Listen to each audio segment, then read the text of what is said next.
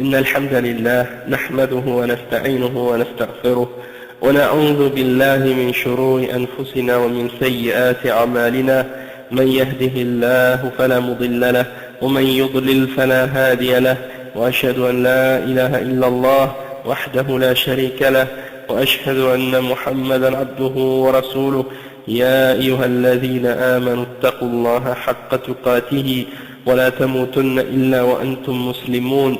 يا أيها الناس اتقوا ربكم الذي خلقكم من نفس واحدة وخلق منها زوجها وبث منهما رجالا كثيرا ونساء، واتقوا الله الذي تساءلون به والأرحام إن الله كان عليكم رقيبا. يا أيها الذين آمنوا اتقوا الله وقولوا قولا سديدا يصلح لكم أعمالكم ويغفر لكم ذنوبكم، ومن يطع الله ورسوله فقد فاز فوزا عظيما.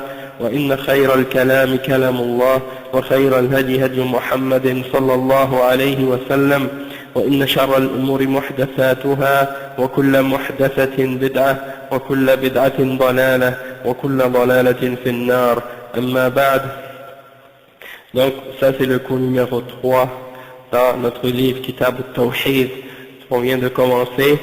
Et puis yani alhamdulillah, donc on va rentrer aujourd'hui dans le sujet du Tawhid. Et le Tawhid c'est le sujet le plus important dans l'islam, comme on a expliqué depuis dans les cours derniers, et puis depuis les années dernières aussi, parce que ça fait environ 3 ans qu'on a commencé à faire des durus, et on a toujours mis la concentration et l'importance sur le Tawhid et sur l'Aqidah. Donc c'est pour montrer que ça c'est notre priorité, et c'est ça qui est le plus important. Yani. Donc sur les 3 ans qu'on a fait yani, de durus sur l'Aqidah et sur le Tawhid, yani, alhamdulillah, on a concentré, mis des efforts sur ça, et c'est pour montrer que c'est ça la da'wah de tous les messagers d'Allah, et c'est ça le plus important dans l'islam, c'est la base de toute chose. Donc c'est important pour tous les musulmans de donner à ce sujet-là une priorité dans leur sujet, dans tout ce qu'ils font, dans tout ce qu'ils vivent. C'est pour ça que yani, actuellement on voit que, comme on a expliqué déjà plusieurs fois, il y a beaucoup de musulmans qui négligent l'importance du Tawhid, Ils pensent que c'est une chose secondaire, et donc encore une fois c'est nécessaire de toujours rappeler aux gens que ça c'est la priorité dans l'islam, c'est le fondement de la religion, et c'est ça que chaque musulman doit étudier en détail et de façon approfondie pour le comprendre comme il faut et pour être capable de l'expliquer aux autres. Malheureusement, on trouve que c'est pas ça ce qui se passe. Mais quand même, on espère que avec le temps, Inch'Allah, avec l'effort et puis avec la patience, Allah subhanahu wa ta'ala ouvre le cœur des musulmans pour leur faire réaliser l'importance de ce sujet-là, hein, et puis qu'il les ramène à la base. Yani, quand on écoute des fois les conversations des gens entre eux, on voit que souvent c'est des conversations futiles, des sujets futiles, des paroles inutiles. Yani, des fois les gens on perd tellement notre temps. Donc si on utilisait le peu de temps qu'on a pour essayer d'apprendre un peu plus notre aqidah et notre religion, on verrait beaucoup de changements dans nos façons de vivre. Et même un musulman ou une musulmane qui ne pratique pas l'islam comme il faut, hein, si par exemple quelqu'un fait les prières mais il fait des péchés ou il néglige d'autres aspects de la religion, si au moins il connaissait son tawhid, et si au moins il connaissait cette aqidah, on verrait qu'il y aurait beaucoup de choses qui pouvaient changer dans sa pratique de l'islam et s'améliorer. Mais souvent, les gens, ils ont une faiblesse dans leur pratique de l'islam à cause d'une faiblesse qu'ils ont justement dans leur compréhension du tawhid. Parce que ça va ensemble. Hein? Quelqu'un qui, plus que son tawhid est fort, plus que sa pureté dans ses intentions est forte, et bien plus que sa religion et son adoration va augmenter. Hein? Donc, on va commencer. Le cheikh il dit, والتوحيد مصدر وحد يوحد توحيدا ومعناه إفراد الله سبحانه وتعالى بالعبادة، فمن أفرد الله بالعبادة فقد وحده يعني أفرده من غيره. يقال وحد وثنى وثلث. وحد معناه جعل الشيء واحدا، وثنى يعني جعل الشيء اثنين، وثلث جعل الشيء ثلاثة إلى آخره. Donc le cheikh explique l'origine du mot tawhid dans la langue arabe et il dit que c'est le masdar du verbe wahada yuwahhidu tawhidan, c'est-à-dire c'est le verbe d'unifier, de rendre quelque chose un, de faire que quelque chose devienne un. Et donc on dit wahada wa thanna wa thallatha, c'est-à-dire si on dit wahada ça veut dire unifier, si on dit thanna ça veut dire de faire que quelque chose devienne deux, et si on dit thallatha ça veut dire que quelque chose devient trois. Quand on parle de la trinité des chrétiens, on dit at-tathlith, c'est-à-dire la trinité, de faire quelque chose devenir trois. Comme les chrétiens, ils ont 7 dieux devenir trois. Et nous, on dit wahada yuwahhidu tawhidan. Tawhidan, ça veut dire faire que quelque chose devienne un. D'accord? Et donc, ça veut dire que d'unifier Allah subhanahu wa ta'ala. Et c'est ça ce que le cheikh explique. Il dit que la signification du tawhid, c'est quoi? C'est ifradullah bil ibada, c'est-à-dire de rendre Allah subhanahu wa ta'ala, de rendre à Allah notre adoration à lui exclusivement. D'accord? C'est de limiter notre adoration à lui seul. C'est-à-dire qu'on ne doit offrir aucune forme d'adoration à autre que Allah. Donc celui qui a unifié Allah subhanahu wa ta'ala, c'est celui qui a offert son adoration à Allah seul. Et il n'a offert à autre que Allah aucune adoration.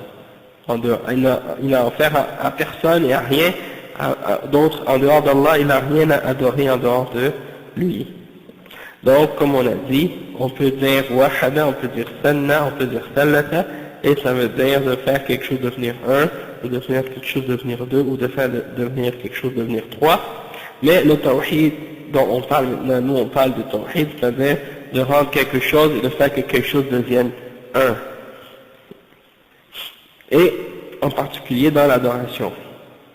On va expliquer en détail, Inch'Allah. Le cheikh dit fait tawhid ma'nahu lughatan ifradu shay'an an ghayri.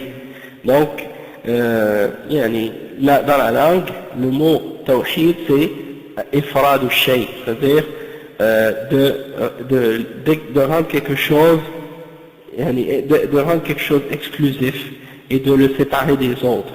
Ok? Et أما معناه شرعا فهو إفراد الله تعالى بالعبادة. Et dans la charia, dans la religion, c'est de rendre l'adoration uniquement à Allah subhanahu wa ta'ala. Et ça c'est le tawhid.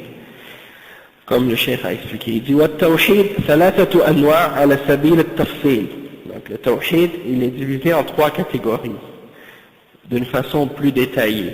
Il dit النوع الأول توحيد الربوبية، وهو إفراد الله تعالى بالخلق والرزق والتدبير والإحياء والإماتة وتدبير الخلائق، وهذا توحيد الربوبية، وأنه لا خالق ولا رازق ولا محيي ولا ضار ولا نافع إلا الله. هذا يسمى توحيد الربوبية، وهو توحيده بأفعاله، فلا أحد يخلق مع الله ولا أحد يرزق مع الله ولا أحد يحيي ويميت مع الله سبحانه وتعالى. Donc la première catégorie de tawhid, c'est tawhid al-rububiyya. Il y a 3 catégories de tawhid. La première c'est tawhid al-rububiyya, le tawhid l'unicité d'Allah dans la souveraineté, al-rububiyya. La royauté ou la souveraineté. Mais la souveraineté c'est plus large que la royauté. D'accord? Donc, qui peut m'expliquer c'est quoi Tawhid al-Rububiyya? Vas-y, en français.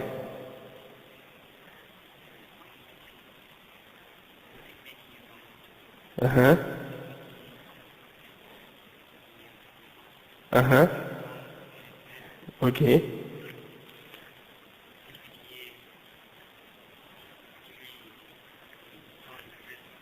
Ok. une chose importante que tu as oubliée, Tawhid al-Rububiyyah.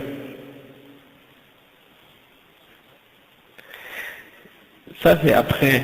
Mais les caractéristiques quand on parle de Tawhid al-Rububiyyah, on parle de certaines choses. Donc, c'est-à-dire qu'on unifie Allah dans sa souveraineté et ça implique des choses. Parmi les choses que ça implique, il y a des exemples que le frère a mentionnés, comme par exemple le fait que c'est Allah qui donne et celui qui enlève, que c'est lui qui fait vivre et qui fait mourir, des choses comme ça. Mais également, c'est important de ne pas oublier que ça implique également que c'est lui qui crée, yakhluq. Donc c'est Allah subhanahu wa ta'ala, lui seul qui crée tout, qui contrôle tout, qui fait vivre et qui fait mourir et qui s'organise et qui organise tout dans la création. D'accord? Donc quand on dit Tawhid al-Rububiyyah, c'est ça ce que ça veut dire. Ok? Et donc, le Cheikh il dit, وَهَذَا يُسَمَّى Tawhid al-Rububiyyah. Le Cheikh il dit, il n'y a personne qui crée. Il y a personne qui crée excepté Allah. Il n'y a personne qui donne le risque excepté Allah. Il n'y a personne qui fait vivre excepté Allah. Il n'y a personne qui peut te nuire excepté Allah. Il n'y a personne qui peut te profiter excepté Allah. Donc ça, on appelle ça comment? Tawhid al-Rububiyyah. Tawhid al-Rububiyyah. Et le Cheikh il dit, وهو توحيده بأفعاله سبحانه فلا أحد يخلق مع الله ولا أحد يرزق مع الله ولا أحد يحيي ويميت مع الله. Donc ça c'est l'unicité d'Allah dans les actions d'Allah. D'accord? L'unicité d'Allah dans les actions d'Allah subhanahu wa ta'ala. Il n'y a personne qui peut créer avec Allah, il n'y a personne qui peut donner la subsistance avec Allah, et il n'y a personne qui peut faire vivre avec Allah, et il n'y a personne qui peut faire mourir avec Allah subhanahu wa ta'ala, c'est-à-dire c'est juste Allah qui fait ces actions-là, il n'y a personne d'autre en dehors de lui qui peut les faire. Donc tout ce qui se produit dans l'univers, c'est Allah subhanahu wa ta'ala qui est à l'origine de tout, ces choses-là. D'accord? Donc, même si par exemple, dans le sens qu'on voit les choses qui se produisent, les choses qui se produisent dans l'univers, tout ce qui se produit dans l'univers, c'est uniquement par sa force, sa puissance et sa volonté. C'est ça ce que ça veut dire.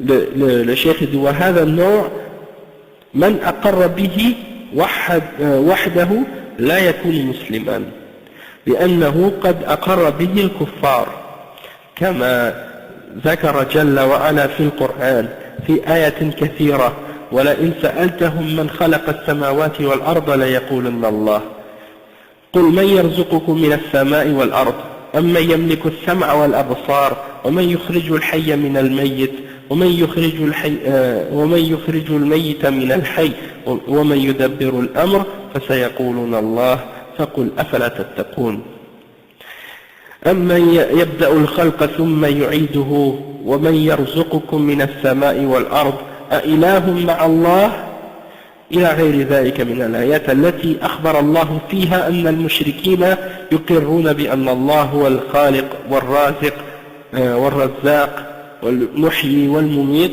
ومع هذا لا يكونون مسلمين. لماذا؟ لأنهم لم يأتوا بالنوع الثاني الذي هو مدار المطلوب. Bon, le cheikh il explique maintenant un point important. Il dit quelque chose. En premier, je vais vous poser une question. Maintenant que vous avez... Non, mais là, ça y est, vous savez, là. Hein? Je peux vous poser des questions maintenant. Ok, donc... celui qui a cru au Tawhid al-Rububiyyah, est-ce qu'on peut dire qu'il est musulman s'il a seulement cru à Tawhid al-Rububiyyah? Non. Pourquoi?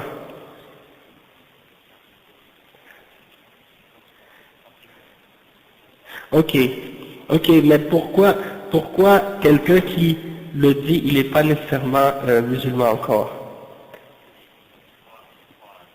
Exactement, parce que les kuffars, ils ont déjà cru à ce genre de tawhid.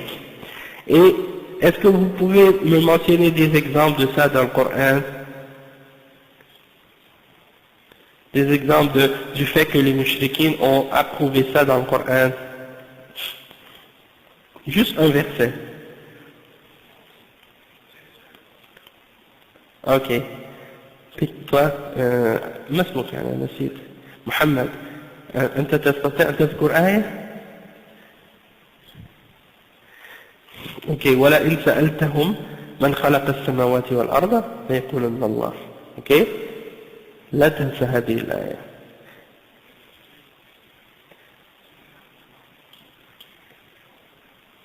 Exactement. Donc ça c'est les exemples des versets qui montrent ce point-là. Et c'est ça ce que le chef explique ici. Il dit, celui qui a cru en cette catégorie de tawhid, il n'est pas musulman encore. C'est pas suffisant pour qu'il soit musulman, parce que même les kuffars, ils ont cru à ce genre de tawhid, ok? Et Allah subhanahu wa ta'ala, il mentionne ça dans plusieurs versets, comme le verset 25 dans Surat Luqman. Si tu leur demandes qui a créé les cieux et la terre, ils vont dire Allah.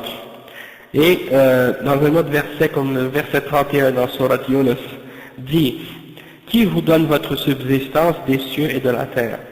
Qui possède l'ouïe et la vue? Et qui fait sortir la vie de la mort, et qui fait sortir la mort de la vie, et qui dirige tout dans les affaires? Qui dirige toute l'affaire? Ils diront Allah. Alors ne le craignez-vous donc pas, n'allez-vous donc pas le craindre. Il y a également un autre verset qu'il a mentionné, le cher, c'est le verset 64 dans Surat An-Naml. أَمَّنْ يَبْدَأُ الْخَلْقَ ثُمَّ يُعِيدُهُ وَمَنْ يَرْزُقُكُم مِّنَ السَّمَاءِ وَالْأَرْضِ أَإِلَهٌ مَّعَ اللَّهِ. Qui commence la création puis qui la refait, et qui vous donne votre subsistance des cieux et de la terre. Est-ce qu'il y a un autre ilah avec Allah? Y a-t-il une autre divinité, quelqu'un qui mérite l'adoration avec Allah? Et bien entendu, c'est une question qui implique une négation. Ça veut dire qu'il n'y a rien avec Allah qui mérite d'être adoré.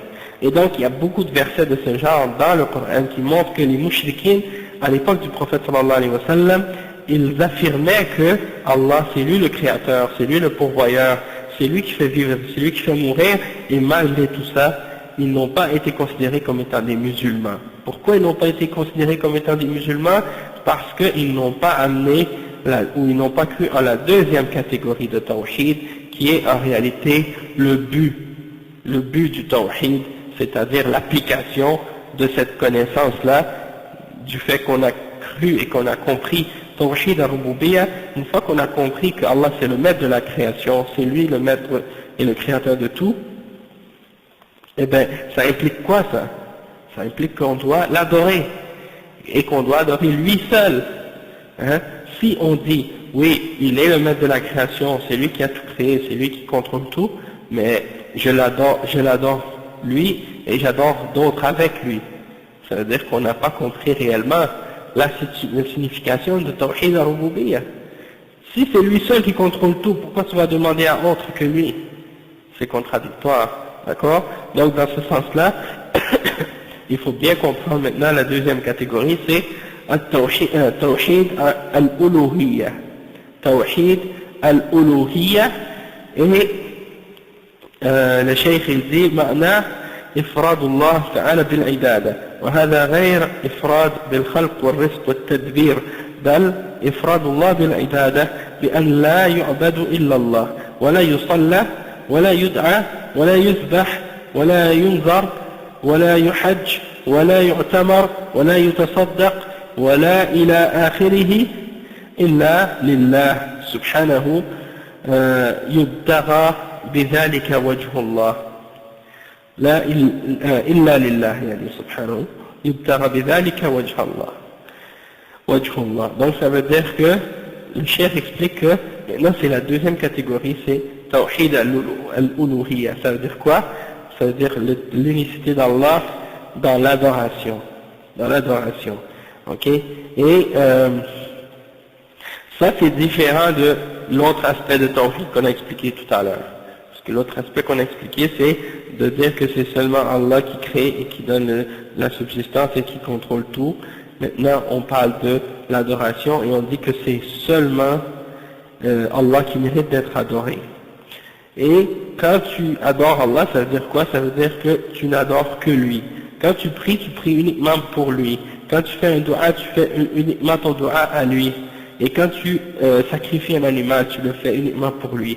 Et quand tu fais un vœu, ou quand tu fais un hajj ou un umrah, ou que tu donnes une sadaqa, une aumône, ou peu importe qu'est-ce que tu fais de bonnes œuvres, tu le fais uniquement pour Allah subhanahu wa ta'ala, et tu le fais uniquement pour son visage, hein, pas pour personne d'autre et pour rien d'autre. وهذا هو الذي وقعت الخصومة فيه بين الرسل والأمم. C'est à ce sujet-là que les conflits sont apparus entre les gens, entre les prophètes et leur peuple, leur nation. Ok? Donc, يعني الشيخ dit أما الأول فما وقعت فيه خصومة لأن الأمم مقرة بأن الله هو الخالق الرازق المحيي المميت المدبر ولم ينكر توحيد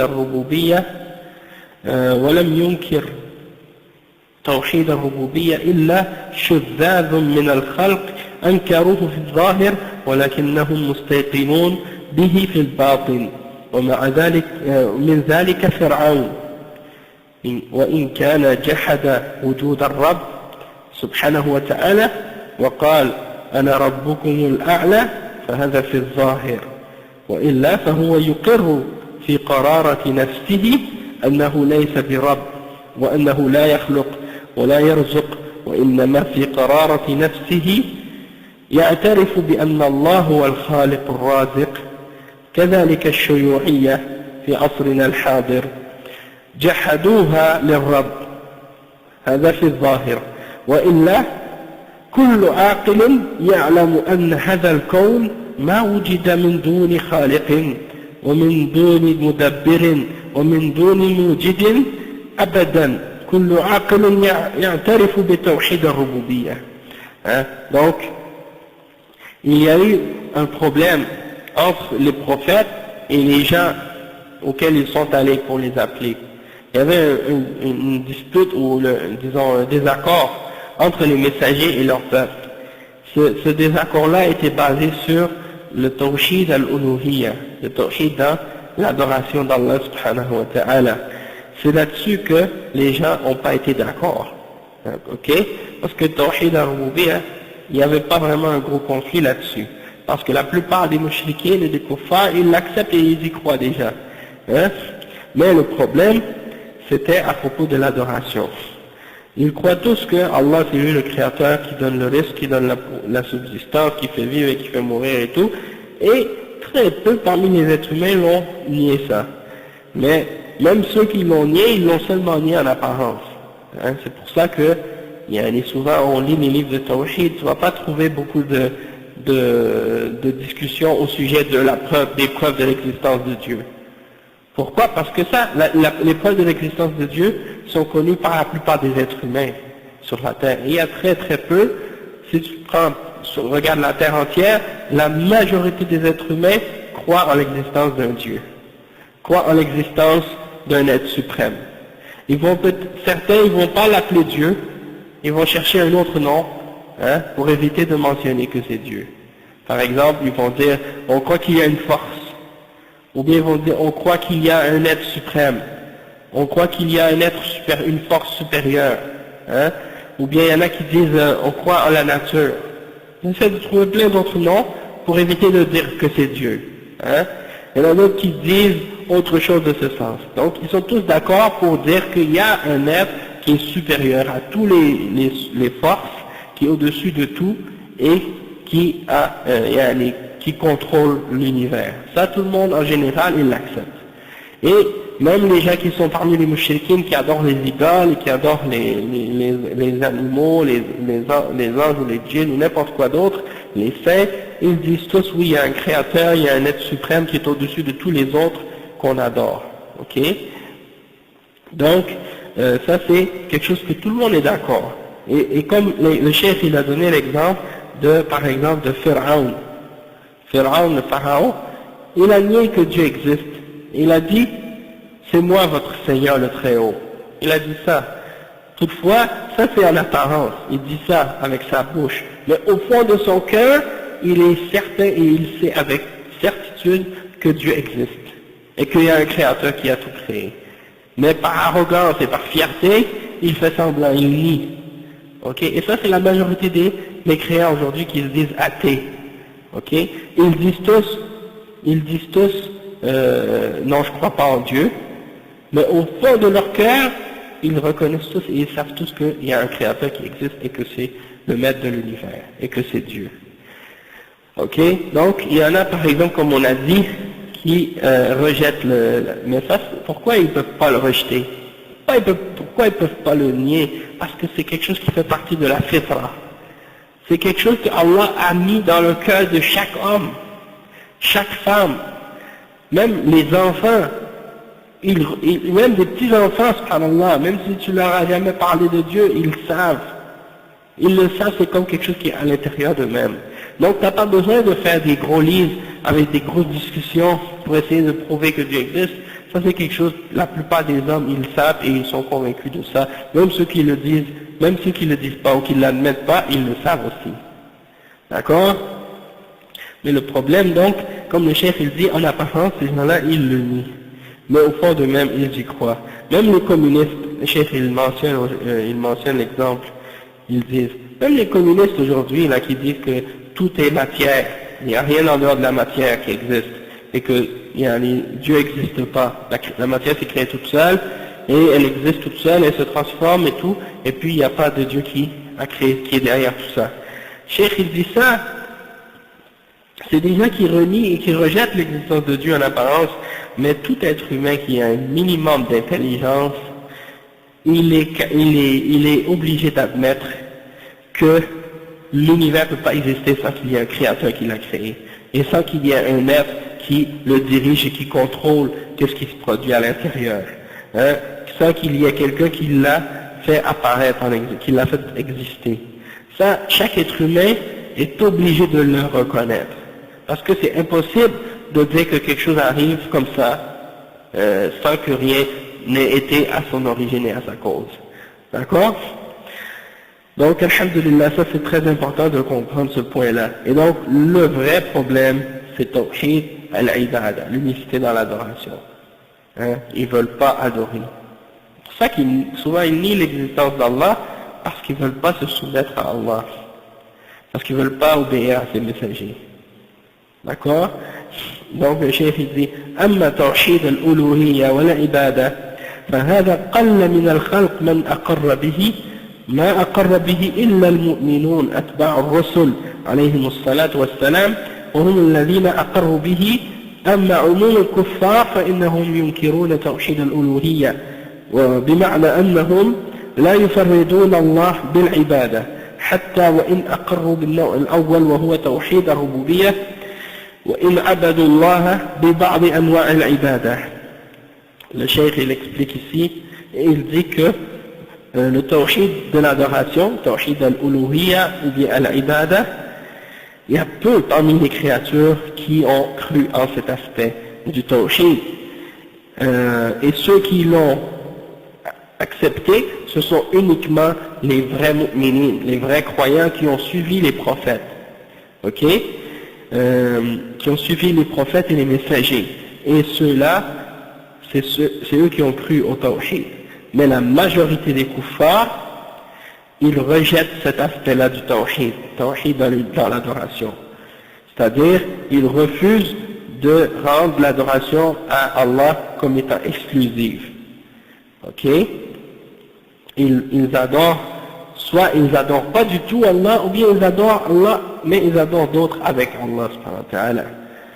Donc, même s'ils ont cru en la première, wa alaykum salam, wa rahmatullahi wa barakatuh, même s'ils ont cru en la première aspect, en la première catégorie de tawhid, qui est tawhid al-rububiyya, mais ils ont rejeté cet aspect-là du tawhid qui est tawhid al-ibada, et ils ont adoré d'autres avec Allah, ou ils ont donné certaines adorations à autres que Allah.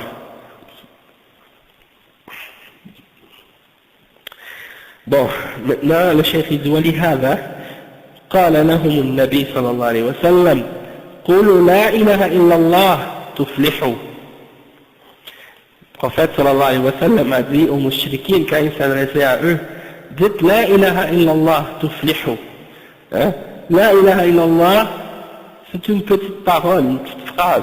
Il n'y a pas beaucoup de mots dans cette phrase-là. Sauf qu'elle a une grande signification et une grande implication. Ok? Qu'est-ce que ça veut dire la ilaha illallah?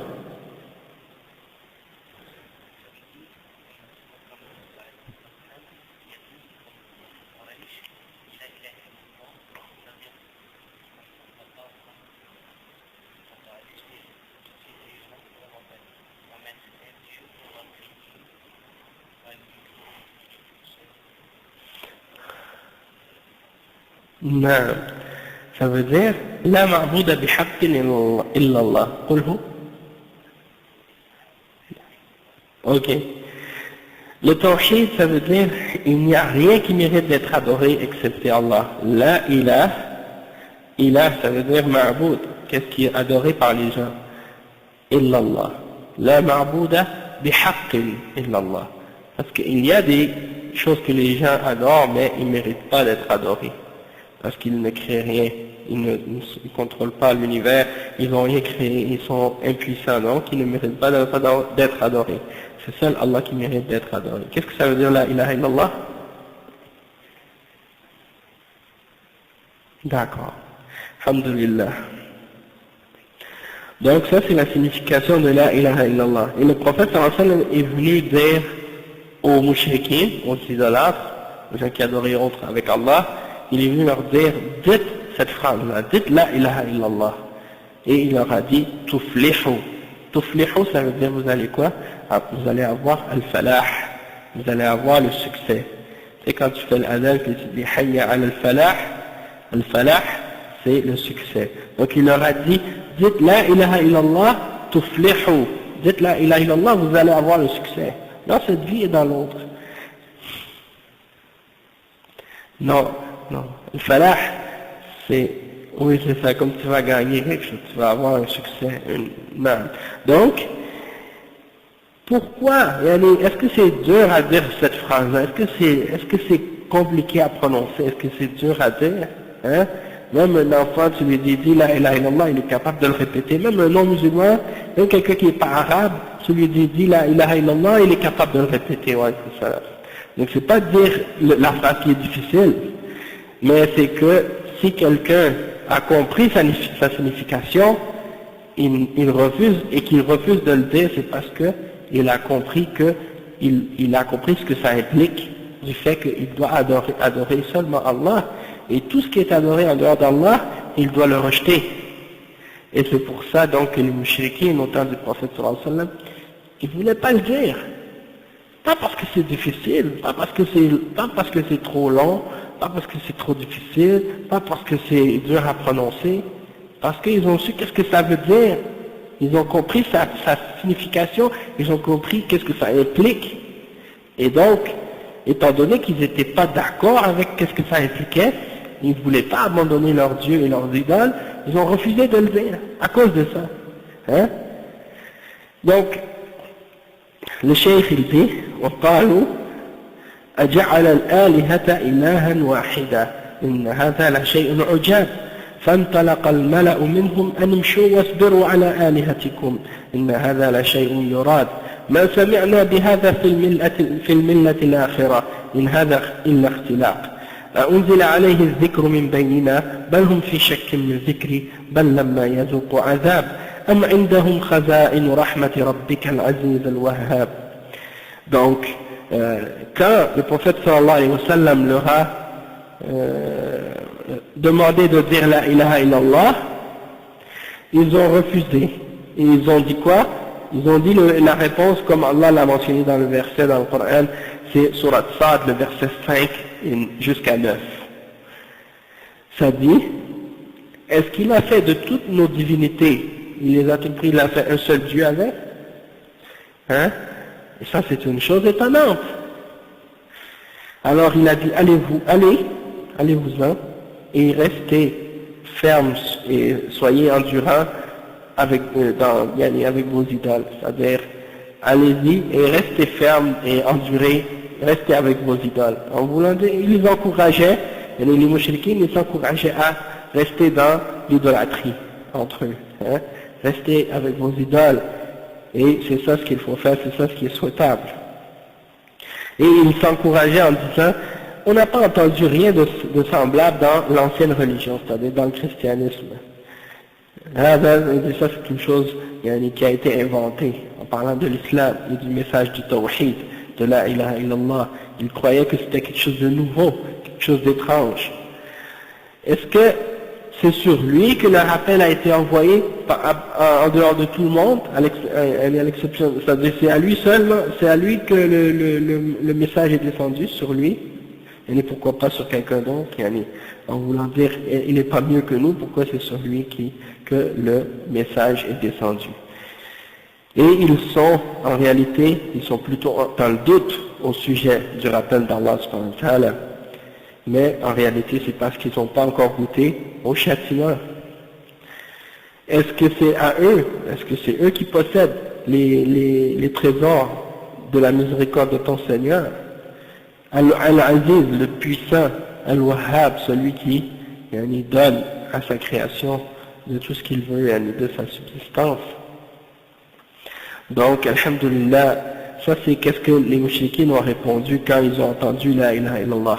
Il y a un autre verset aussi dans Surat As-Saffat, je ne sais pas le numéro, mais c'est dans les premiers versets, dans Surat As-Saffat, وَإِذَا إِنَّهُمْ إِذَا قِيلَ لَهُمْ لَا إِلَهَ إِلَّا اللَّهِ يَسْتَكْبِرُونَ. Il y a un exemple aussi, que lorsque le prophète sallallahu alayhi wa sallam disait aux mouchriquines, dites la ilaha illallah, il s'enflait d'orgueil. Non mais, réfléchissez un petit peu à ça là, subhanallah. Imaginez, quelqu'un vous vient et vous dit, dites la ilaha illallah, vous allez avoir le succès. Qu'est-ce qui vous empêche de le dire? Est-ce que c'est dur à dire cette phrase-là? Mais les gens aujourd'hui, déjà, n'importe qui, que ce soit des gens qui ne sont pas musulmans aujourd'hui, ici au Québec ou ailleurs, en France ou en Europe, n'importe où, quand vous leur dites la ilaha illallah, ils vont, est-ce que vous pensez que pour eux, c'est facile de le dire? C'est facile de prononcer la ilaha illallah, mais quand ils savent qu'est-ce que ça implique, c'est ça souvent ce qui les empêche de le dire, parce qu'ils ne veulent pas abandonner le shirk, ils ne veulent pas abandonner leurs idoles, ils ne veulent pas abandonner tout ce qu'ils ont pris comme divinité en dehors d'Allah subhanahu wa ta'ala, ils ne veulent pas abandonner leurs passions et leurs désirs, ils ne veulent pas abandonner tout ce que Allah a interdit et commencer à respecter tout ce que Allah ordonne. C'est pour ça qu'ils refusent de le dire, même s'ils savent que c'est la vérité.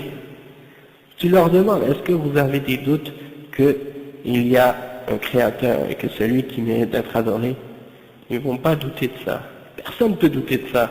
Et même s'ils doutent, c'est parce que, comme on a dit tout à l'heure, c'est parce qu'ils font semblant pour montrer qu'ils rejettent ça. Alors qu'en réalité, au fond de leur cœur, ils savent que c'est la vérité.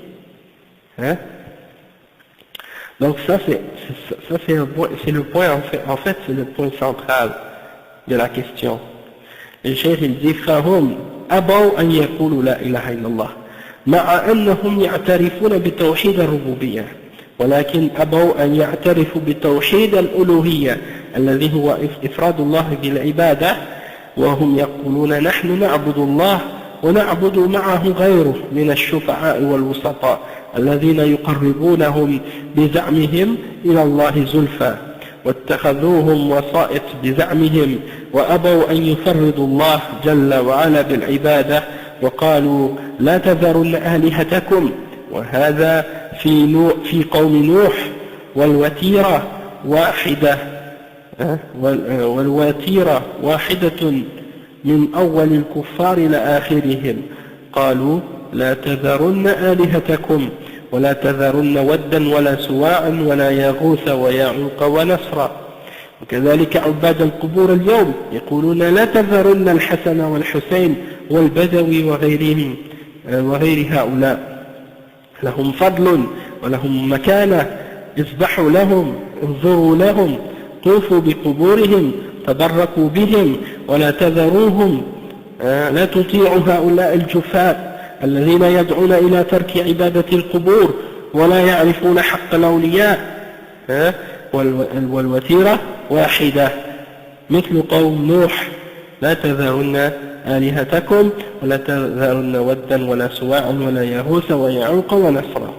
Donc le cheikh explique et il dit que les mouchriquins ont refusé de dire la ilaha illallah malgré qu'ils reconnaissaient que c'est Allah qui est le créateur, le maître et tout, le tawhid al-rububiyya, ça ils ont reconnu, mais ils refusaient de croire en le tawhid dans l'adoration, celui qui signifie qu'on doit rendre notre adoration uniquement et exclusivement pour Allah. Donc ils disent, nous on adore Allah, mais on adore avec lui d'autres divinités, et on les prend comme des intermédiaires et des intercesseurs, et ils nous rapprochent, selon eux, d'après ce qu'ils prétendent, ils disent qu'ils nous rapprochent, ces êtres-là, ils nous rapprochent à Allah, plus près. Ils ont pris donc des intermédiaires entre eux et Allah, selon leurs prétentions.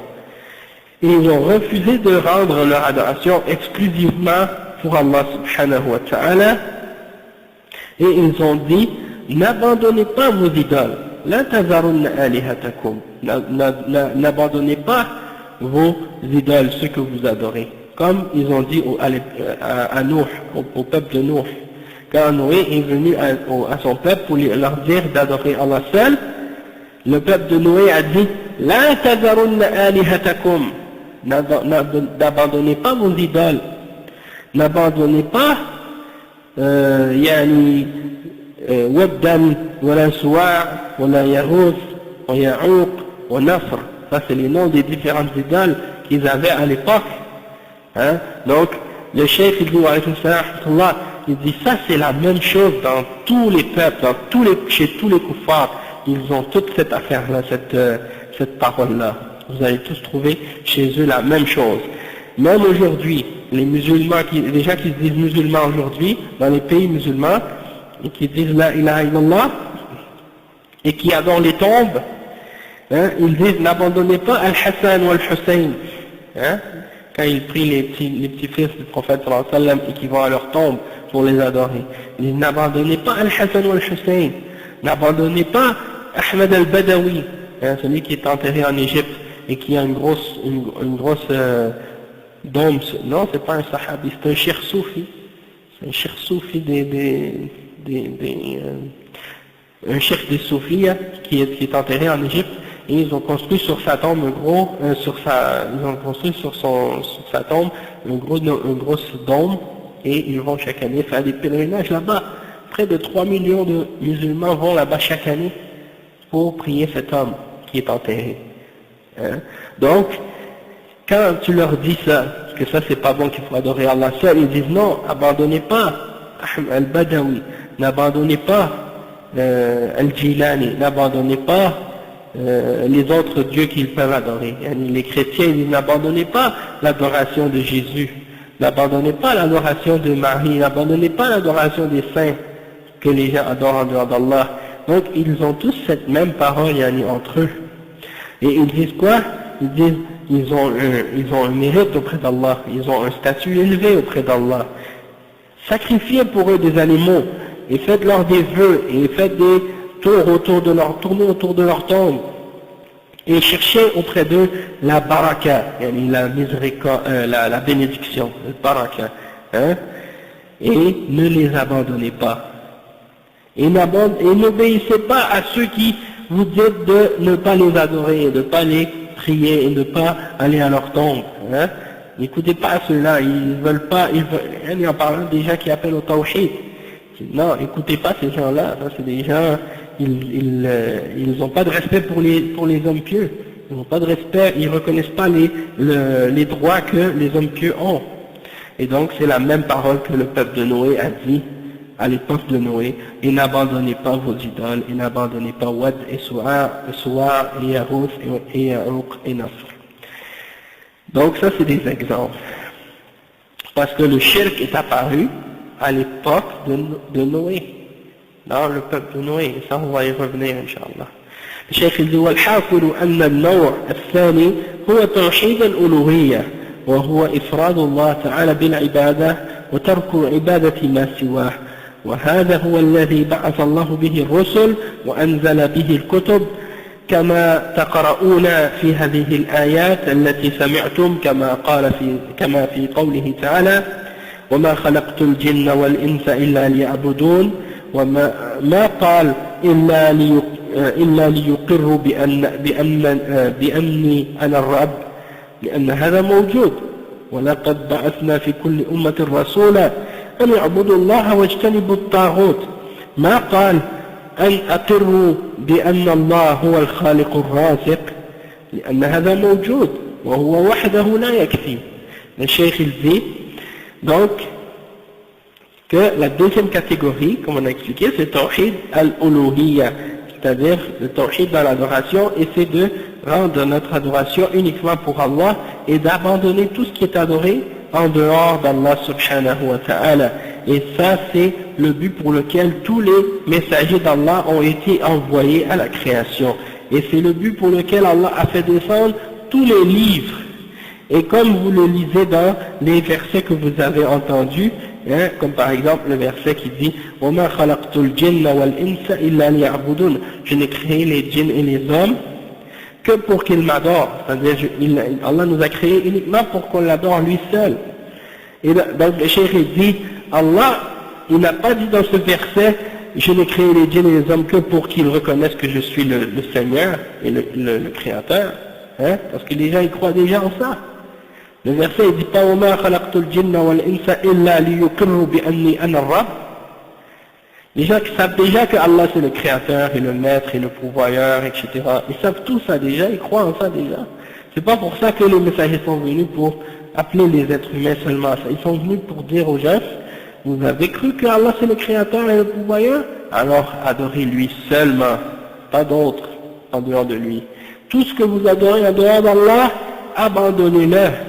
Abandonnez tous les idoles, toutes les choses que les hommes adorent en dehors d'Allah et adorez Allah seul, lui seulement, rien d'autre.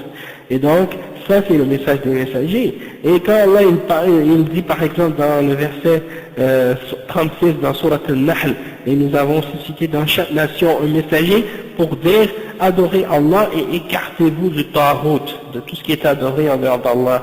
Le cheikh il dit, Allah n'a pas dit qu'il a envoyé des messagers pour qu'ils disent reconnaissez que Allah c'est lui le créateur et le pourvoyeur. Il dit ça, les gens ils savent déjà, c'est déjà présent. Les gens ils savent déjà que Allah c'est lui le créateur et le pourvoyeur. Et ça ne suffit pas si quelqu'un fait juste reconnaître que Allah est le pourvoyeur et le créateur. Les gens ils savent déjà ça. Le pire des mouchriks ici, au Canada même, le pire des mouchriks, que ce soit un chrétien ou un autre, et vous lui demandez est-ce que Dieu a créé le monde? Il va te dire oui. Ils ne vont pas débattre avec toi. Il n'y a pas un kafir, un mushrik qui va débattre avec toi sur la question est-ce que Dieu a créé le monde ou non. Hein? Même un athée, il va reconnaître, il va dire ouais, il y a une force qui a créé tout, quelque chose comme ça. Hein? Il va dire ouais, c'est sûr, il y a une force, quelque chose, ouais. Hein, c'est la nature. Donc c'est pour ça. Et le cheikh il dit وهذا النوع توحيد الألوهية جحده المشركون وهم أكثر أهل الأرض في قديم الزمان وحديثه أبوا أن يتركوا آلهتهم وأن يفردوا العبادة لله عز وجل وأن يخلصوا الدين لله عز وجل زعمين أن هذه الوسائط وهؤلاء الشفعاء يشفعون لهم عند الله وأنهم يقربونه من الله وأنهم إلى آخره وزين لهم الشيطان أعمالهم فصدهم عن السبيل وكانوا مستبصرين. Cette catégorie du tawhid, qui est le tawhid dans l'adoration, la majorité des mouchriquines, ils l'ont rejeté. Et ça c'est la plupart des hommes sur la terre, depuis le temps passé dans les anciens temps jusqu'à aujourd'hui. Hein? Ils refusent d'abandonner leurs idoles. Ils refusent de laisser tomber leurs idoles et de rendre leur culte exclusivement pour Allah subhanahu wa ta'ala et de purifier leur religion pour Allah seul. Et ils s'imaginent que ces intermédiaires qu'ils ont pris sont des intercesseurs et qu'ils vont intercéder pour eux auprès d'Allah subhanahu wa ta'ala et qu'ils vont les rapprocher d'Allah subhanahu wa ta'ala et ainsi de suite. C'est-à-dire ils se font plein d'idées à propos de ces intercesseurs et de ces intermédiaires-là. Et comme le cheikh il explique, il dit le diable a embelli leurs actions, hein? Il leur a donc obstrué le chemin. Et ils ont été appelés à comprendre et à voir clair, mais hélas ils se sont aveuglés. Maintenant le cheikh il dit والنوع الثالث توحيد الأسماء والصفات بمعنى أننا نثبت لله سبحانه وتعالى ما أثبت لنفسه أو أثبته له رسول الله صلى الله عليه وسلم من الأسماء والصفات من غير تحريف ولا تعطيل ومن غير تكييف ولا تمثيل على حد قوله تعالى ليس كمثله شيء وهو السميع البصير. Donc le cheikh il dit la troisième catégorie de tawhid, c'est le tawhid dans les noms et dans les attributs d'Allah subhanahu wa ta'ala. Ça signifie quoi? Ça signifie qu'on doit affirmer ce qu'Allah s'est affirmé pour lui-même. Et on doit affirmer également ce que le messager d'Allah sallallahu alayhi wa sallam a affirmé à Allah comme nom et comme attribut. Sans faire de déformation des sens, de tahrif, et sans négation également, sans nier les sens et les significations réelles des noms et des attributs. Donc, il ne faut pas nier, il ne faut pas déformer le sens, il ne faut pas nier le sens directement ou indirectement. ومن غير تكييف ولا تمثيل, c'est-à-dire quand on affirme les noms et les attributs d'Allah, on ne demande pas comment sont ces attributs à Allah et on ne fait pas de ressemblance également. On ne fait pas de comparaison ou de ressemblance entre Allah et sa création. D'accord? Donc c'est quoi les règles? Les quatre points qu'il faut respecter en ce qui concerne les noms et les attributs d'Allah. En arabe.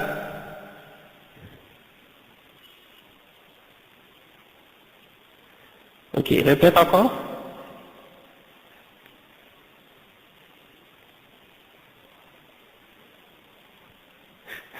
Recommence.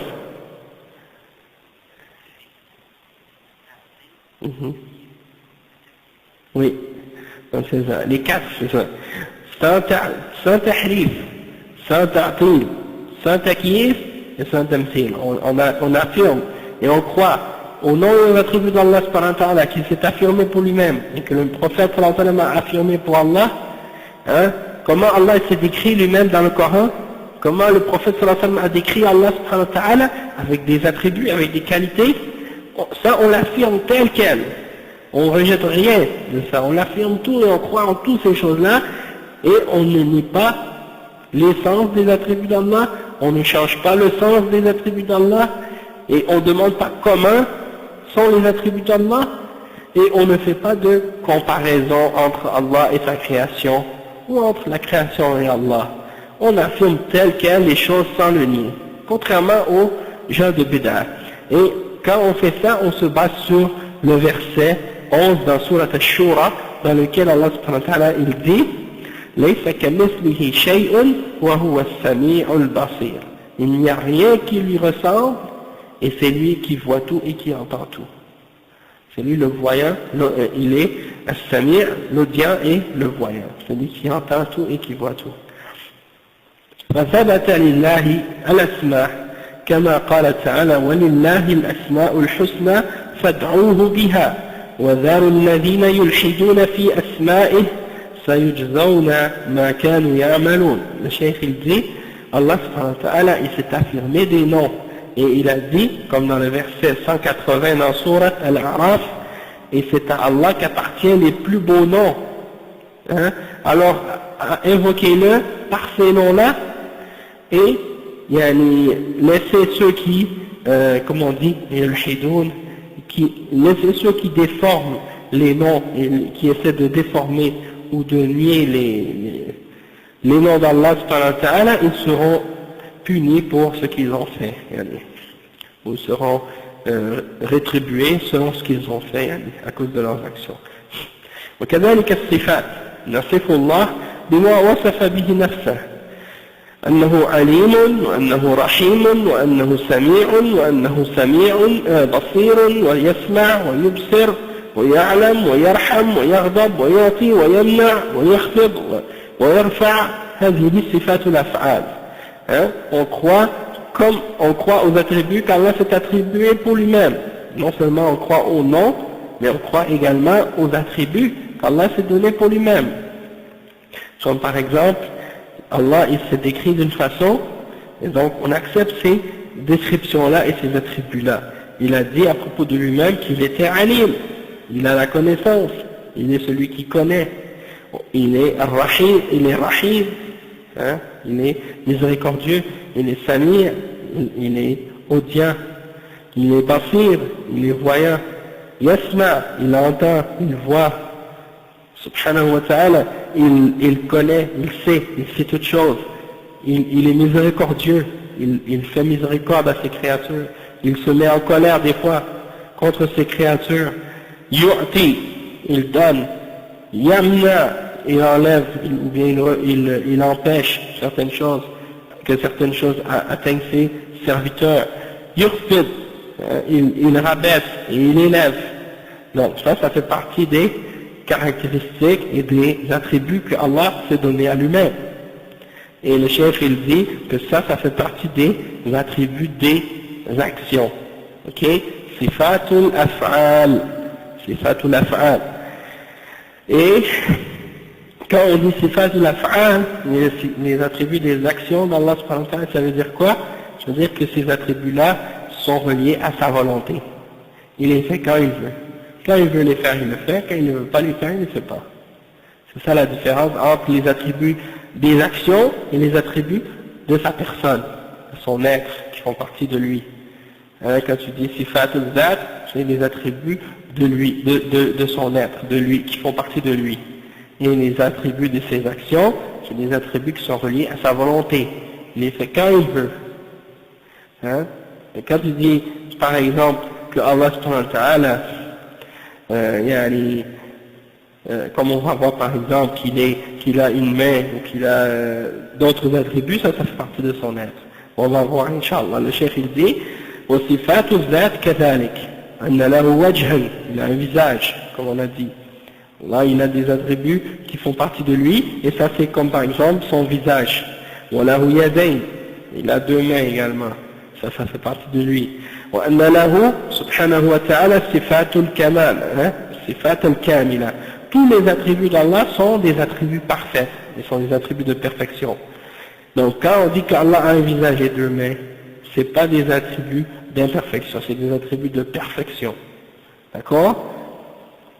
Et le cheikh il dit نثبت لله ما أثبت لنفسه. On affirme pour Allah ce qu'il s'est affirmé pour lui-même, أو أثبته له رسوله من الصفات الذات ومن صفات الأفعال. On affirme également les attributs qu'Allah a affirmés pour Allah dans ses paroles. Parce que le prophète, Muhammad sallallahu alayhi wa sallam, quand il parle d'Allah, il ne parle pas de ses opinions personnelles ou de ses désirs. Il parle selon la révélation qu'Allah lui a donnée. Et donc on doit accepter les choses qu'Allah a dit au sujet, les choses que le prophète sallallahu alayhi wa sallam a dit au sujet d'Allah, on doit les accepter parce qu'il parle selon la révélation d'Allah, selon ce qu'Allah lui a révélé à son sujet. Ensuite, il dit qu'on doit croire donc aux attributs qui font partie d'Allah, les attributs de son être, et les attributs qui font partie de ses actions. Maintenant, le cheikh il dit un point important. Il dit ولا نتدخل بعقولنا وآرائنا وأفكارنا ونقول هذه الصفات أو هذه الأسماء موجودة في البشر فإذا أثبتناها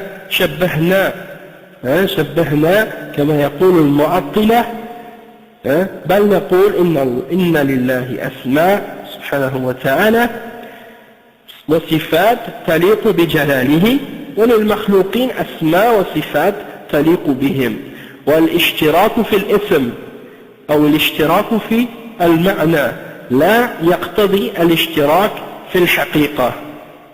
Donc le cheikh il explique et il dit donc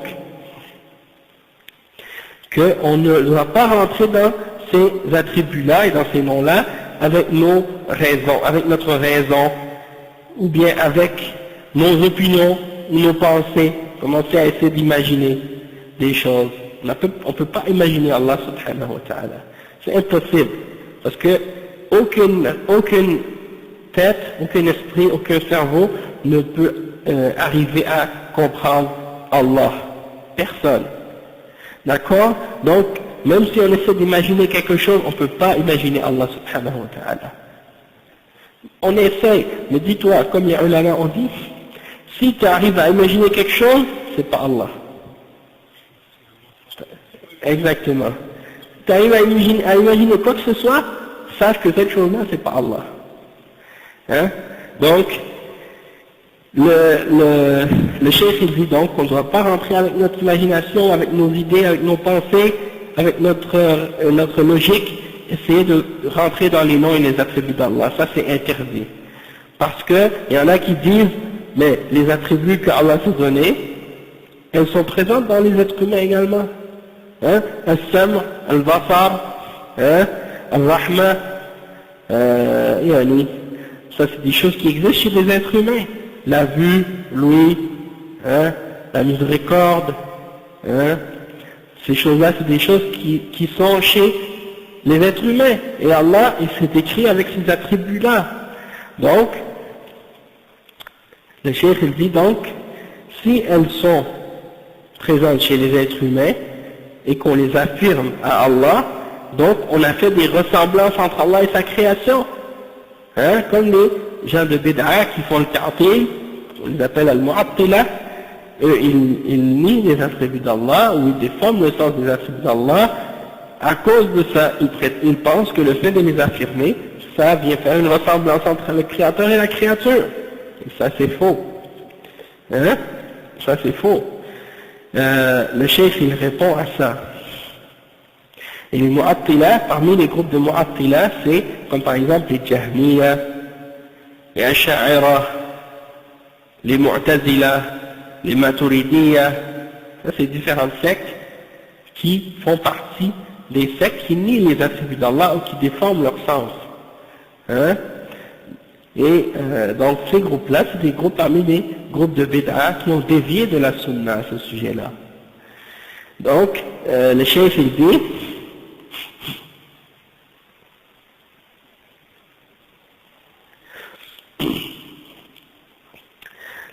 dit, donc que on doit dire que Allah a des noms et des attributs qui conviennent à sa grandeur et à sa majesté et à sa perfection. Et la créature, les êtres humains et les animaux et les autres, ont des attributs qui leur conviennent. Parce qu'ils sont créés. Donc, le créateur a des attributs qui lui conviennent, et la créature a des attributs qui lui conviennent aussi. Et,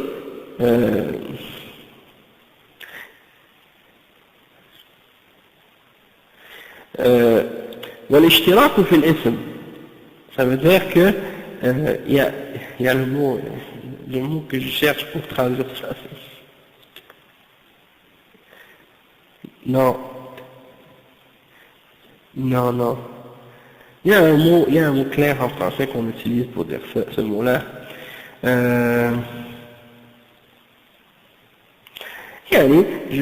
Qu'est-ce que ça signifie? La seule chose que ces attributs-là ont en commun, c'est le nom. Ils ont seulement ça en commun. C'est-à-dire, quand on dit yad, yadullah et yadul insan. On dit la main de l'être humain et la main d'Allah. La seule chose que ces deux mains-là ont en commun, c'est le nom. Rien d'autre. Parce que la main d'Allah est incomparable à celle d'une créature. Ok? C'est juste ça qu'il faut comprendre. Donc ça ne veut pas dire que c'est le même mot qui est utilisé, que ça implique que ce soit la même réalité et la même chose. D'accord? Donc ils n'ont rien d'autre en commun à part le nom, ou bien la signification. Ils n'ont rien d'autre en commun que le nom ou la signification. Mais ça n'implique pas du tout qu'il y ait disons une réalité commune entre ces différents attributs-là. D'accord? Oui. Yad al-fil. Hein? Yad al-fil. Oui, non, c'est vrai. Yad al-fil wa yad al-fa'r. Al-fa'ra. Ou yad al-naml. La main de la fourmi et la main de l'éléphant. Est-ce qu'il y a une ressemblance entre les deux ou est-ce que c'est la même chose? Non. Tu ne peux pas comparer les deux. Et donc, la main de l'être humain et la main d'un singe, il y a des différences. La main d'un animal, la main d'un être humain, c'est pas la même chose. Par exemple, on dit par exemple, la face d'un être humain, la face d'une pièce de monnaie, la face d'un immeuble, c'est tous des différentes faces. Ça ne veut pas dire que quand on dit la face d'Allah, ça implique une ressemblance. Parce que déjà entre ces différentes créatures-là, quand on parle de face, on ne parle pas de la même chose. La face de l'immeuble, c'est pas pareil comme la face d'une pièce de monnaie, c'est pas pareil comme la face d'un être humain. Et donc, il n'y a pas de ressemblance. Donc le chef nous dit quoi? Il dit ensuite خذ مثلا الجنة فيها أعناب وفيها نخيل كما ذكر الله وفيها رمان وفيها أسماء موجودة عندنا في الدنيا ولكن ليس ما في الدنيا مثل ما في الدنيا ليس ما في الجنة مثل ما في الدنيا أبدا ليس النخيل التي في الجنة مثل النخيل التي في الدنيا والرمان ليس مثل الرمان الذي في الدنيا وإن اشترك في الاسم والمعنى وكذلك أسماء الله وصفاته. Le chef il donne un exemple. Il dit, quand par exemple le paradis, dans le paradis il y a des raisins, il y a des grappes de raisins, il y a des palmiers, et il y a des pommes grenades, rumman, et il y a des choses ou des noms qui sont présentes aujourd'hui dans la dunya, dans le paradis, qui ont le même nom. Toutefois, ils ne sont pas du tout pareils à ceux qui sont dans la dunya. Et Allah subhanahu wa ta'ala, il dit كلما رزقوا منها من ثمرة رزقا قالوا هذا الذي رزقنا من قبل وأتوا به متشابها ولهم أين سورة البقرة. Donc, c'est comme si pour dire que même s'ils ont le même nom, même nom, même signification, mais c'est pas du tout la même chose. Il y a une parole que j'ai entendue, ça fait longtemps, je ne sais pas si c'est un hadith ou si c'est une parole des salafs, mais ça disait que si tu goûtes un grain de raisin du paradis, c'est meilleur que tous les délices que quelqu'un a pu goûter dans cette dunya. Donc, ça veut dire qu'il n'y a pas de comparaison entre le raisin qui est dans cette dunya et le raisin qui est dans le paradis. Donc ça c'est juste un exemple. Et j'avais donné l'exemple aussi, une fois des ruisseaux qui coulent dans le paradis, les ruisseaux de miel, les ruisseaux de lait, les ruisseaux de vin, les ruisseaux avec d'une eau pure, et ils coulent dans l'air. C'est des ruisseaux qui coulent comme ça, ils n'ont pas de rivière, ils n'ont pas non, ils ne courent pas comme un cours d'eau sur la terre, c'est autre chose, yani. C'est comme s'ils n'ont pas je ne sais pas comment dire le mot. Ouais, ils n'ont pas de lit là qui les limite comme les Einam. Donc, c'est pas pareil comme les choses dans cette vie. Donc, on va pas dire, ah non, ça c'est symbolique, c'est pas réel. Ces choses-là dans le paradis, c'est juste symbolique. Comme les al-bid'ah, qui nient les attributs et qui nient les noms d'Allah, et ils nient également les réalités qui sont dans le rêve, ils disent non, ça n'existe pas réellement, c'est des choses symboliques. Ça existe juste dans la tête. Donc ça c'est faux. Et donc, on croit tel que Allah nous l'a dit, on y croit. Et donc, le nom est le même, et la réalité le nom est le même et la signification est la même, mais la réalité de qu'est-ce qu'elle implique, cette chose-là, c'est pas du tout la même chose. Elles n'ont rien en commun dans leur réalité. وكذلك أسماء الله وصفاته وإن اشتركت مع أسماء المخلوقين وصفاتهم باللفظ والمعنى فالحقيقة والكيفية مختلفة لا يعلمها إلا الله فلا تشابه إذن في الخارج والواقع أبدا لأن الخالق سبحانه لا يشبهه شيء ليس كمثله شيء وهو السميع البصير ولا يلزم من إثبات الأسماء والصفات التشبيه كما تقوله المعطلة والمؤولة وإنما هذه من قصور أفهامهم أو ضلالهم وبغيتهم على الحق. Le cheikh il dit donc que même si les noms et les attributs d'Allah ont même si les noms et les attributs d'Allah et les noms et les attributs des créatures ont en commun le mot, les mots et les significations, ça n'implique pas du tout que leur réalité soit la même. En réalité, leur réalité et le commun de ces attributs-là et de ces noms-là est totalement différente. Donc il n'y a pas de ressemblance entre les attributs d'Allah et les attributs de la création, et c'est seulement Allah qui connaît comment sont ces attributs et comment sont la réalité de ces noms-là. فلا تشابه, il n'y a pas de ressemblance dans la réalité entre ces deux-là, parce que le Créateur, rien ne lui ressemble. ليس كمثله شيء, il n'y a rien qui soit pareil à lui. وهو السميع البصير, et c'est lui l'audient et le voyant. Et donc, le fait d'attribuer à Allah les noms et les attributs qu'il s'est attribué, il n'y a là-dedans aucun tashbih. Il n'y a pas de tashbih là-dedans, comme les gens de Bid'a, que ce soit les Ahbash, que ce soit les Mu'attila, les Asha'ira, les Maturidiyya, et les Mu'tazila et les autres gens de Bid'a qui nient les attributs d'Allah, il n'y a pas de tashbih. Et ceux qui disent, les Wahhabis ce sont des Mushabbihin, ou ce sont des anthropomorphistes, comme ils disent, les Wahhabis ce sont des anthropomorphistes, ce sont des gens. Anthropomorphistes, ça veut dire quoi? Ça veut dire faire ressembler quelque chose à un homme. C'est ça que ça veut dire.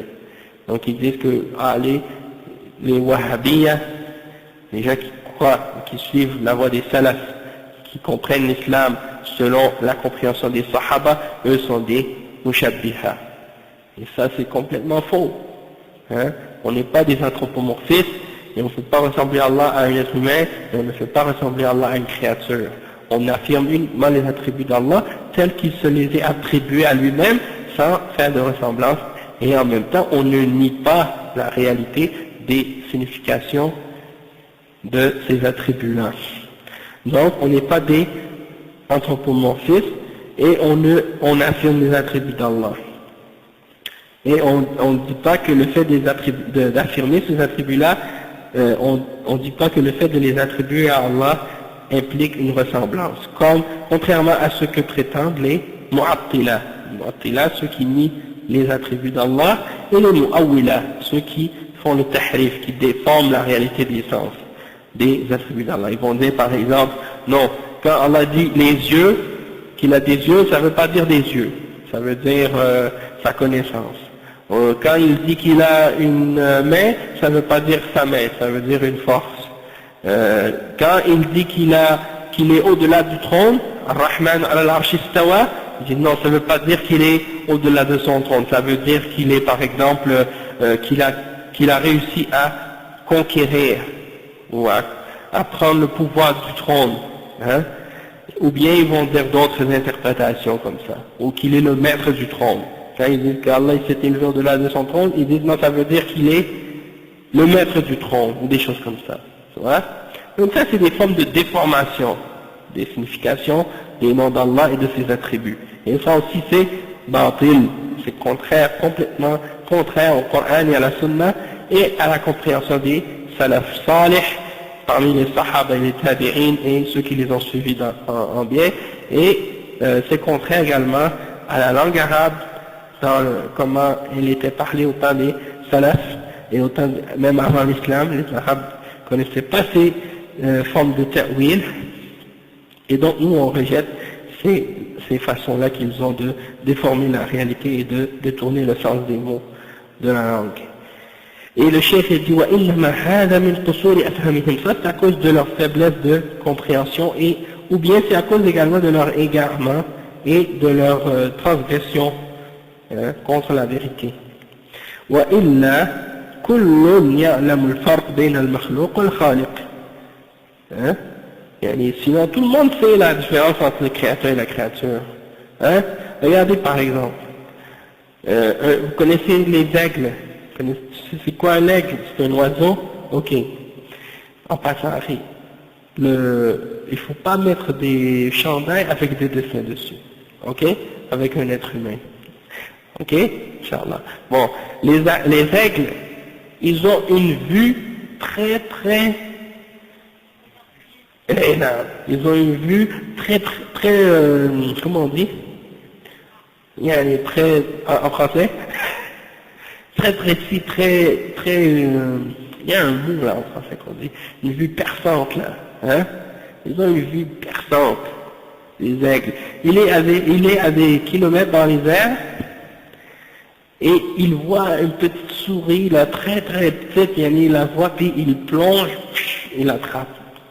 Donc ça veut dire quoi ça? Ça veut dire que, notre vue à nous, et la vue de l'aigle, elle n'est vraiment pas la même. Nous, on n'est pas capable de voir à la même précision que l'aigle. Et ça, c'est deux créatures. On est deux créatures d'Allah. L'aigle, c'est une créature d'Allah, et nous, on est une créature d'Allah. Il y a des animaux, qui ont des ouïes très, précis. Ils entendent des bruits que l'être humain ne peut même pas entendre. Par exemple, ils ont des gammes des ondes sonores, ils sont capables de les entendre, alors que nous, là, cette gamme-là, peut-être, elle est trop aiguë, pour nous, on n'est même pas capable de l'entendre. Comme une chauve-souris, exact. C'est ça. Donc, quelqu'un, là, par exemple, il y a des sifflets qu'on utilise pour les chiens parfois, tu peux souffler dans ce sifflet-là de toutes tes forces, tu vas jamais entendre un son sortir de ce sifflet. Pourtant, les chiens qui sont autour de toi, ils sont en train de devenir fous. Ils sont en train de courir comme des fous autour de toi. Donc, c'est pour te dire que l'être humain, son ouïe est limité. Et sa vision, il est limitée. Donc, ça, c'est quand tu compares la vision et l'ouïe de l'être humain par rapport à un autre être humain. Maintenant, subhanallah, Allah, il est plus grand encore. Il voit tout, et il entend tout, et il sait tout. Il n'y a aucune comparaison entre Allah et sa création.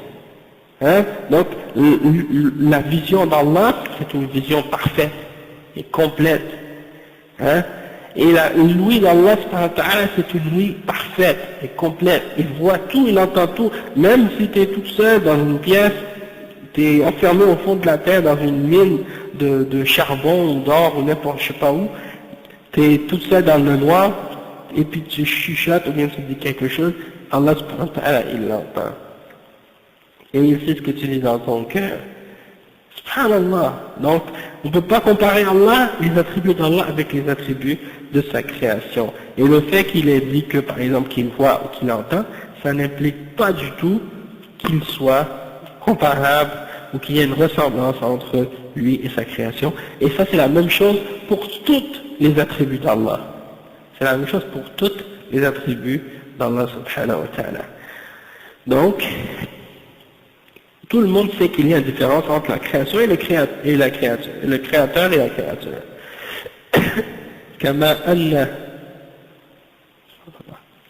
كما أن المخلوقات نفسها فيها فوارق. Comme on a dit, il y a des différences entre les créatures elles-mêmes. فليس مثلا الفيل مثل الذرة والبعوضة أبدا وإن اشتركت في بعض الصفات. والبعوضة لها سمع مثلا والفرس له سمع والبعوضة لها بصر والفيل والفرس لهما بصر. هل يقتضي هذا أن تكون البعوضة مثل الفيل أو مثل الفرس؟ لا. وإن اشتركت في الأسماء فلا تشترك في الحقائق والمعاني. Hein?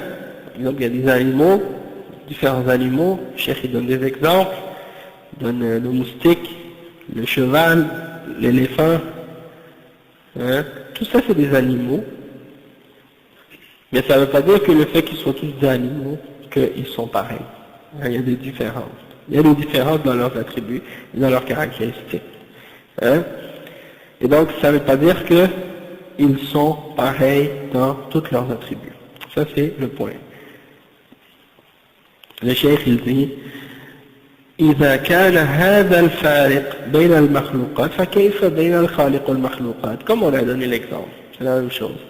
نحن نقر لله بما أثبته لنفسه أو أثبته له رسوله من غير تحريف ولا تعطيل ومن غير تكييف ولا تمثيل. الله تعالى قال ليس كمثله شيء وهو السميع البصير، نفى المثلية وأثبت السمع والبصر، فدل على أن إثبات السمع والبصر وغيرهما من الصفات لا يقتضي المثلية، فلا تضربوا لله الأمثال إن الله يعلم وأنتم لا تعلمون. اللهم لا يشبهه أحد من خلقه. Donc là c'est un résumé, le cheikh qu'est-ce qu'il dit là maintenant, c'est un résumé de tout ce qu'il a dit précédemment. Il dit à propos du troisième catégorie de tawhid, tawhid dans les noms et les attributs d'Allah, il dit qu'on doit affirmer ce qu'Allah s'est affirmé pour lui-même et ce que le prophète a affirmé à Allah subhanahu wa ta'ala, sans faire de tahrif, sans déformer, sans faire de ta'til, sans nier la réalité des significations de ces attributs-là. Sans faire de takyif, c'est-à-dire on ne demande pas comment sont ces attributs à Allah, et on ne fait pas on ne dit pas qu'il y a une ressemblance. Et on ne compare pas Allah avec sa création. Allah il dit dans le Coran, comme on a dit plusieurs fois, لَيْسَ كَمِثْلِهِ شَيْءٌ وَهُوَ السَّمِيعُ الْبَصِيرُ. Il n'y a rien qui soit pareil à lui, et c'est lui qui est le Samir, qui est l'audient et le voyant. Subhanallah. Ça passe vite. Donc le cheikh dit ensuite donc il dit qu'il a nié qu'il y a une ressemblance et il a affirmé, il a affirmé l'ouïe et la vue. Donc ça montre que d'affirmer l'ouïe et la vue et l'autre parmi les attributs d'Allah, ça n'implique pas du tout qu'il y ait une ressemblance entre Allah et sa création.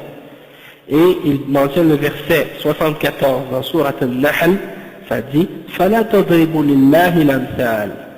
Ne faites pas des analogies ou des comparaisons à propos d'Allah subhanahu wa ta'ala. Allah il sait et vous ne savez pas.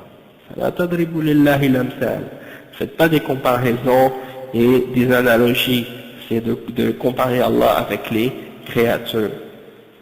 Allah, il n'y a rien qui lui ressemble. Il n'y a rien qui ressemble à Allah parmi sa création. Donc ça, c'est les trois catégories de tawhid. Donc on va s'arrêter ici aujourd'hui et on continuera cela la semaine prochaine, Inch'Allah, même heure la semaine prochaine. 5h30. Est-ce que vous préférez qu'on fasse ça à une autre heure? 6h, non? Parce qu'à 6 heures, si je fais à 6h, des fois les frères ils partent après la prière de Asr. Donc je pense que c'est mieux de la laisser 5h30. Hein? Ouais, 5h30 c'est mieux. طيب سبحانك اللهم وبحمدك أشهد أن لا إله إلا أنت أستغفرك وأتوب إليك وفيكم بركة إن شاء الله.